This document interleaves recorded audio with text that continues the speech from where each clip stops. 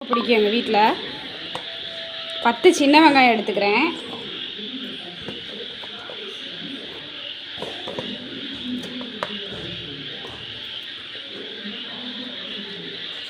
ரெண்டு வத்தல் எடுத்துக்கிறேன். ஒரு 3 பூண்டு எடுத்துக்கிறேன். ஒரு சின்ன சைஸ் புளி எடுத்துக்கிறேன். லைட்டாக உப்பு எடுத்துக்கிறேன். மிக்சியில் போட்டு நல்லா அரைச்சிக்கலாம். அரைச்சாச்சு. இப்போ ஒரு சின்ன தாளிப்பு மட்டும் கொடுத்துக்கலாம். சின்ன தாளிப்பு தான் கொடுக்க போகிறேன். ஆயில் ஊற்றிக்கலாம்.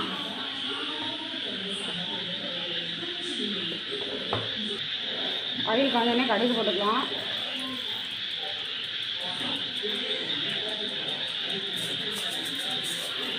கடுகு நல்லா பொரியுது. தாளிப்பு கொடுத்தாச்சு, ஊற்றிக்கலாம். அவ்வளோதாங்க. கோதுமை தோசையோடு வச்சு சாப்பிட்டா செம்ம டேஸ்ட்டாக இருக்குங்க. சாப்பிட்டு பாருங்கள்.